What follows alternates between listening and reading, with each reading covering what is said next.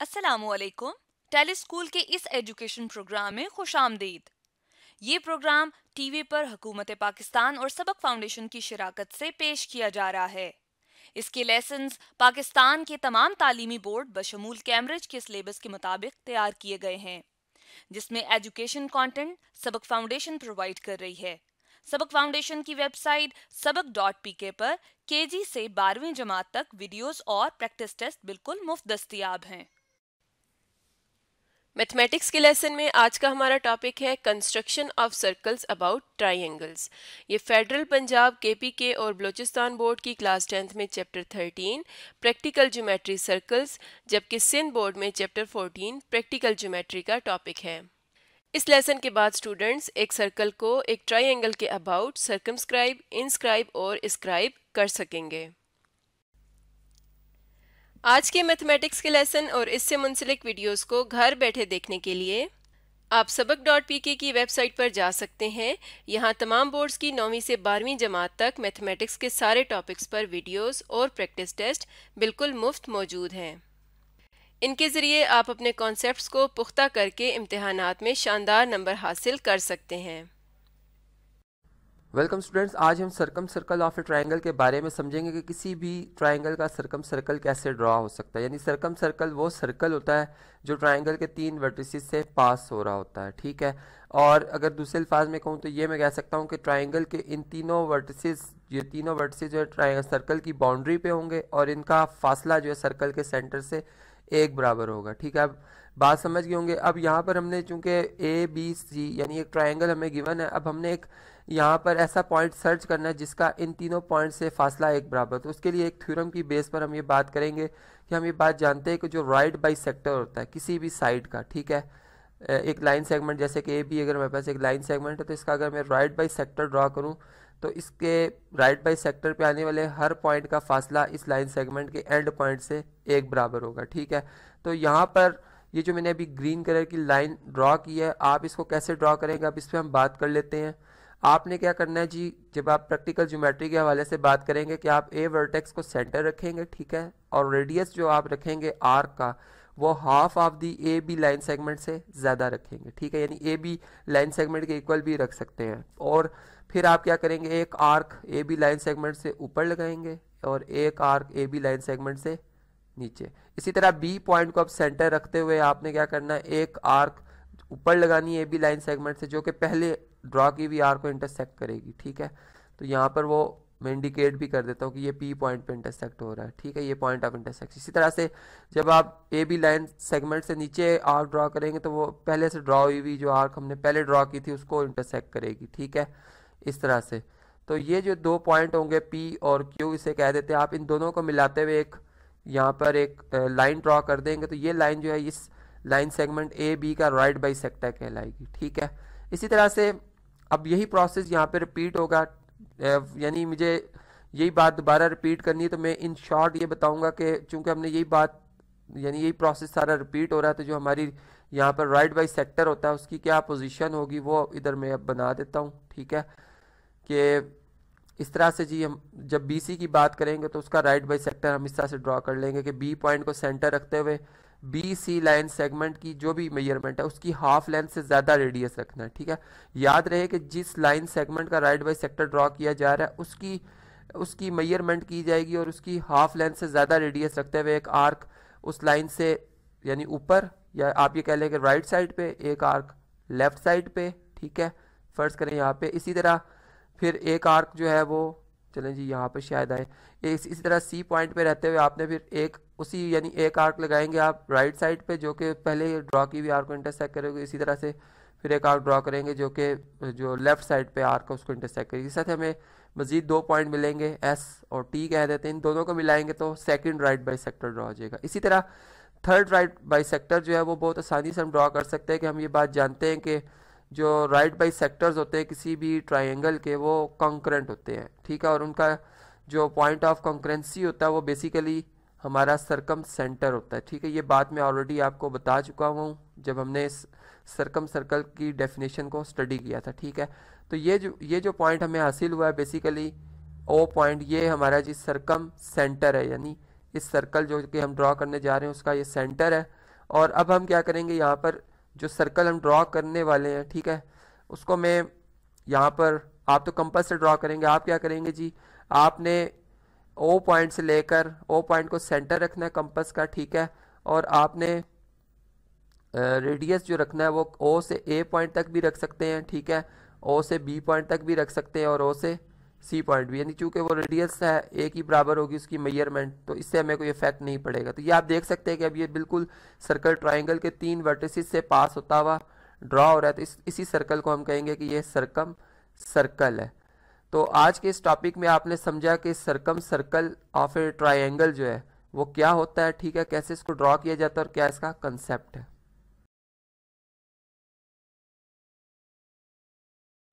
Welcome students, आज हम inscribed circle of A triangle पे बात करेंगे। ऐसा सर्कल जो कि ट्राइंगल की इंटरनली यानी तीनों साइडों को टच कर रहा हो एक एक पॉइंट पे, यानी ये तीनों जो हमारे पास साइड्स हैं ये टेंजेंट लाइंस होंगी सर्कल के लिए, ठीक है, बात समझ गए होंगे। अब ऐसा सर्कल कैसे ड्रॉ किया जा सकता है, इसके लिए हम एक थ्योरम की बेस के ऊपर यानी थ्योरम की हेल्प लेते हुए चलेंगे इस तरह से कि हम ये बात जानते हैं कि जब हम किसी भी एंगल का, ठीक है, यहाँ पर अगर एंगल बाई सेक्टर ड्रॉ करें, ठीक है, फ़र्ज़ करें अगर मैं सी पॉइंट के ऊपर एक सर्कल बनाता हूँ, ठीक है, ये एक मेरे पास सर्कल है जिसका सेंटर मैंने सी रखा है, ठीक। इसी तरह अब यही रेडियस रखते हुए एक सर्कल में ए वर्टेक्स पे भी बना देता हूँ, ठीक है, और इसी तरह यही रेडियस रखते हुए, या इसको चेंज भी किया जा सकता है, मैं ये एक और सर्कल बनाता हूँ जी बी वर्टेक्स पे। अब आप पूछेंगे कि ये सर्कल्स मैंने क्यों बनाए। बेसिकली जो आर्क होती है वो सर्कल का एक स्मॉल पार्ट होता है, ठीक है, तो बेसिकली हमने ड्रॉ तो आर्क करनी है, नहीं, आप जब बनाएंगे, आप जब इसको प्रैक्टिकली परफॉर्म करेंगे तो आप क्या करेंगे, कंपास को बी या ए पॉइंट पे रखेंगे, ठीक है, एक सूटेबल रेडियस रखते हुए एक आर्क ड्रॉ करेंगे जो कि इस ट्राइंगल की ए सी साइड को और ए बी साइड को इंटरसेक्ट करे। जैसे मैंने एक सर्कल बनाया तो इसने ट्राइंगल की साइड को एक पी पॉइंट पे इंटरसेक्ट किया, या P1 चले कह देते हैं, और दूसरी जो है उसको Q1 पे इंटरसेक्ट किया, ठीक है।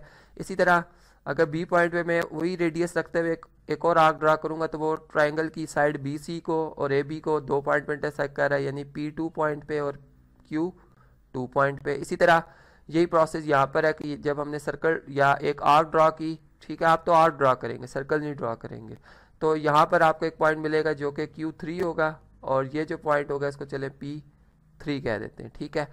तो ये आपने बेसिकली क्या करना है जी, 3 वर्टिसेस पे 3 एंगल्स जो है वो कंपास की मदद से बनाने हैं, ठीक है। अब यहाँ पर ये हमने क्यों किया ऐसा, इसके ऊपर जरा बात कर लेते हैं। पहले मैं इन एंगल्स को शेड कर देता हूँ कि जो एंगल्स मैंने यहाँ पे बनाए हैं, ठीक है, ताकि इंडिकेट हो जाए कि एंगल्स हमने। अब देखें, ये थ्योरम की बेस पे मैं बात कर रहा हूँ कि जब भी हम किसी एंगल का एंगल बाई सेक्टर ड्रॉ करते हैं, जैसे फ़र्ज़ करें ये मैंने एक रे ड्रॉ की जो कि इस एंगल ए को 2 बराबर हिस्सों में तकसीम करी, तो इस रे की क्या खासियत है, इसकी यह खासियत है कि इस रे पे आने वाला कोई भी पॉइंट, ख्वाह वो यहाँ पर हो, उसका फासला इसके यानी इसके जो आर्म्स बनते हैं, इस एंगल ए के आर्म है जी, AC आर्म और AB आर्म, उससे एक जैसा आएगा फासला, ठीक है, यानी।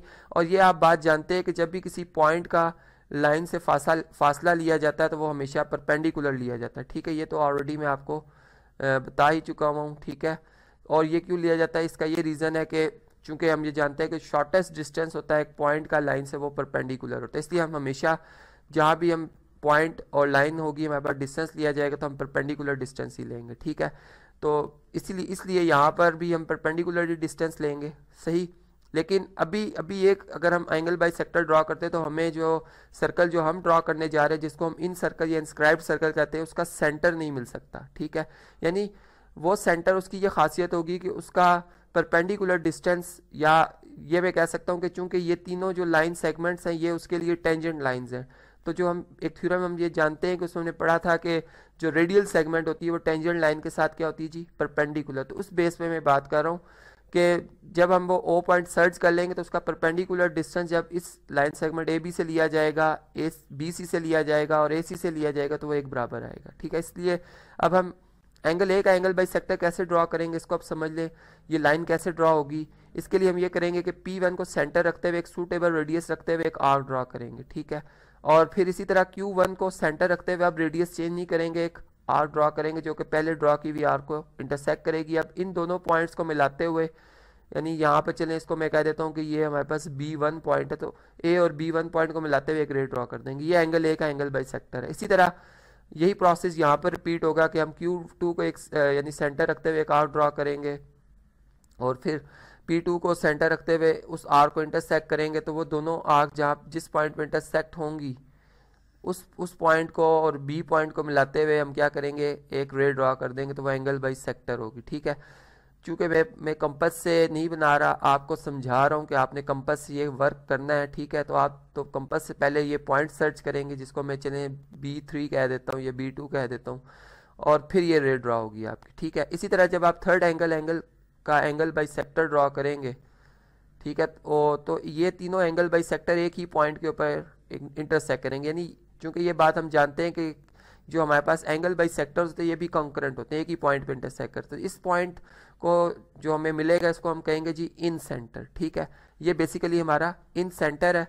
लेकिन अब ये प्रॉब्लम आ रहा है कि हमें इस पॉइंट का इस लाइन से, ये जो हमें एक लाइन नज़र आ रही है BC या AB या BC, इससे एक परपेंडिकुलर डिस्टेंस भी लेना। उसके लिए हम क्या करेंगे कि O पॉइंट को सेंटर रखते हुए एक आर्क ड्रॉ करेंगे। यानी यहाँ पर मैं आर्क तो इस तरह से ड्रॉ कर सकता हूँ कि मैं एक सर्कल ड्रॉ कर लेता हूँ। ठीक है, ताकि जो बात मैं कह रहा हूँ वो आप समझें। देखिए मैंने तकरीबन ये सर्कल जो ड्रॉ किया है, ठीक है, इसका सेंटर मैंने O रखा है और ये आर्क जो है वो इधर ड्रॉ हो रही है।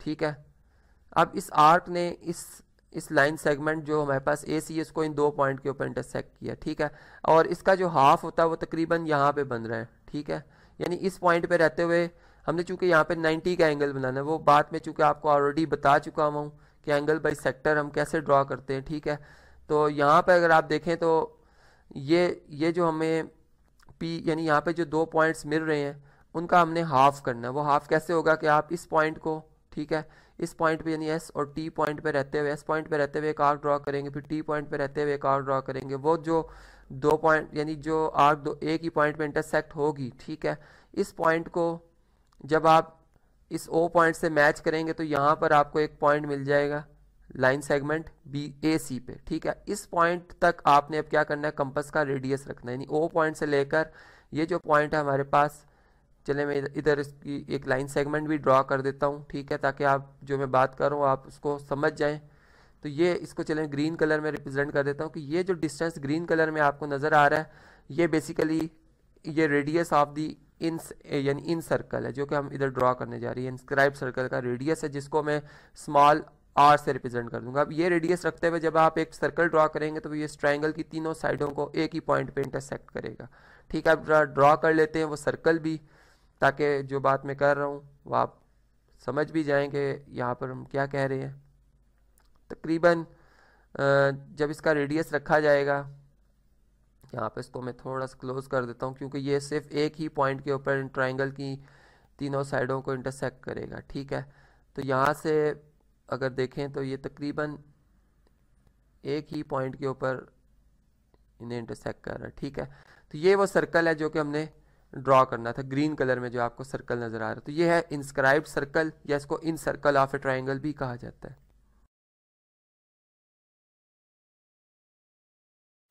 वेलकम स्टूडेंट्स, आज हम scribe circle of A triangle के ऊपर बात करेंगे। चूँकि इससे पहले टॉपिक में मैं ऑलरेडी आपको बता चुका हूँ कि जब हम एक ट्रायंगल के एक इंटरनल एंगल और दो प्रोड्यूस साइड्स, जब हम प्रोड्यूस साइड्स कर लेते हैं और उसके साथ जो एक्सटर्नल एंगल्स बनते हैं उनके एंगल बाइसेक्टर्स को हम कैसे ड्रॉ करते हैं, ठीक है, वो ऑलरेडी सारा प्रोसेस मैं आपको बता चुका हूँ। और ये भी हम पढ़ चुके हुए हैं कि जो हमारे पास ये तीनों एंगल्स बाइसेक्टर्स हैं ये बेसिकली एक ही पॉइंट के ऊपर इंटरसेक्ट करते हैं। मींस कि ये तीनों जो हमारे पास रेज हैं ये कॉन्करेंट लाइंस हैं। ठीक है, और इनका जो पॉइंट ऑफ कॉन्करेंसी है उसको मैंने I3 से रिप्रेजेंट किया था, जिसको मैंने कहा था कि ये हमारे पास अस्क्राइब्ड सर्कल का क्या होगा जी, सेंटर होगा। ठीक है, अब इस प्रोसेस को मैं एक दफ़ा शॉर्ट सी इसकी रिवीजन कर देता हूँ कि यहाँ पर ये हमने एंगल बाइसेक्टर ही क्यों ड्रॉ किए। ठीक है, देखें हमारा जो अस्क्राइब्ड सर्कल है वो ट्रायंगल की वन साइड यानी जो AB साइड आपको नज़र आ रही है इसको एक्सटर्नली टच करेगा। ठीक है, एक ही पॉइंट पे, यानी ये AB लाइन उसके लिए टेंजेंट लाइन होगी। और जो हमारे पास इसकी दो प्रोड्यूस साइड्स हैं ट्रायंगल की, जैसे AS साइड और BH साइड, ये इन दोनों साइड्स को यानी इनको भी इनके यानी एक एक पॉइंट पे इंटरसेक्ट करेगा, यानी ये भी जो साइड्स हैं इसके लिए क्या होंगी जी, टेंजेंट लाइंस होंगी।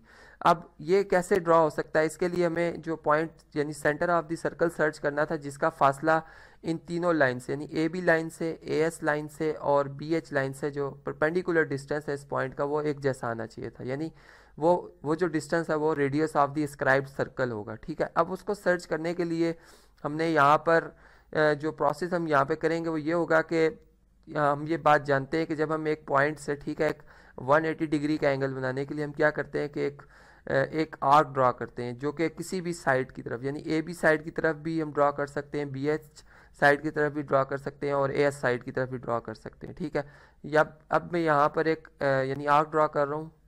वो बेसिकली आर्क चूँकि एक सर्कल का पार्ट होती है, ठीक है, तो यहाँ पर मैं एक सर्कल ही ड्रॉ कर रहा हूँ। ठीक है, लेकिन इसका जो पर्पज़ है वो हमारा ये पर्पज़ है कि हम एक यहाँ पर आर्क ड्रॉ कर रहे हैं। ठीक है, यानी आपको वो ऑब्जेक्टिव इसका पता होना चाहिए कि हमारा मेन मकसद ये है कि हम आर्क ड्रॉ करें, यानी सर्कल सिर्फ इसलिए कि यहाँ पर चूँकि इसका पार्ट होता है, एक स्मॉल पार्ट होता है। ठीक है, इसको बल्कि मैं रेस कर देता हूँ, कोशिश करता हूँ कि यहाँ से ये रेस हो जाए ताकि हम जो मेन हमारा कंसेप्ट है, जो जिस बात पे हम बात कर रहे हैं, ठीक है, वो यहाँ पर हम कर सकें।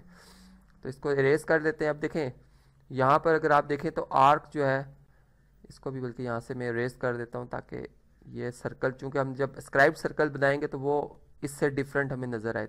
ठीक है, इसलिए मैंने इसको यहाँ पर इरेज कर दिया। ठीक है, अब आप देख सकते हैं कि हमारे पास जो पॉइंट्स आ रहे हैं जहाँ पर रे ने यानी इस आर्क ने भी लाइन सेगमेंट को इंटरसेक्ट किया, वो एक ये पॉइंट आ रहा है हमारे पास और एक ये पॉइंट आ रहा है। ठीक है, अब इन दोनों पॉइंट्स का हमने क्या करना है जी, हाफ लेना है, यानी इसका भी ये चूँकि एंगल अगर हम देखें तो I3 वर्टेक्स पे रहते हुए ये जो एंगल बन रहा है इस पॉइंट से लेकर, यानी इस पॉइंट को अगर T1 कह दिया जाए और इसको बल्कि इसको T2 कह दिया जाए इस पॉइंट को, और इसको T3 कह दिया जाए, तो ये हमारे पास एंगल बन रहा है 180 डिग्री का। ठीक है, और इसका अगर हाफ किया जाए तो ये एंगल जो हमारे पास बनेगा ये बल्कि ये इसी लाइन के ऊपर ही आएगा। ठीक है, तो ये हमारे पास जो एंगल बनेगा फिर 90 डिग्री का बनेगा। और हमें बेसिकली यहाँ पे एक पॉइंट सर्च करना था, क्योंकि हम ये बात जानते हैं कि जो टेंजेंट लाइन होती है वो रेडियल सेगमेंट के साथ परपेंडिकुलर होती है। तो यहाँ पर परपेंडिकुलर सिर्फ इस मकसद के लिए हमने फाइंड किया कि ये पॉइंट हमें ए बी लाइन पे मिल जाए, जिससे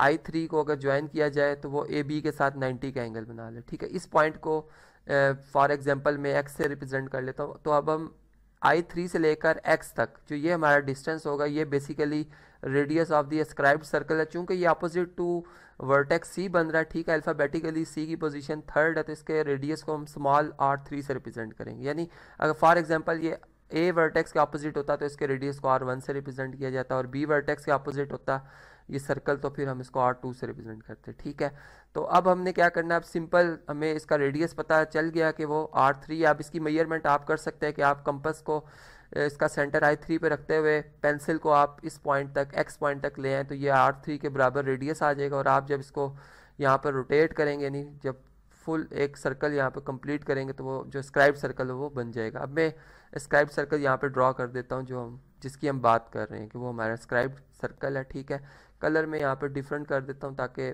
जो दूसरा हमारा सर्कल है उससे ये हमें डिफरेंट नज़र आए। ठीक है, इसको बल्कि यहाँ से, चूँकि मैंने आपको जैसे बताया कि ये एक ही पॉइंट के ऊपर इन साइड्स को इंटरसेक्ट करेंगे, ये साइड्स उसके लिए टेंजेंट लाइंस हैं। ठीक है, तो ये तकरीबन काफ़ी हद तक ये जो सर्कल अभी हमें नज़र आ रहा है ये इन तीनों ट्राइंगल की तीनों साइड को एक एक पॉइंट पर इंटरसेक्ट कर रहा है। तो ये जो सर्कल होगा ये स्क्राइब्ड सर्कल कहलाएगा इस ट्राइंगल ABC का।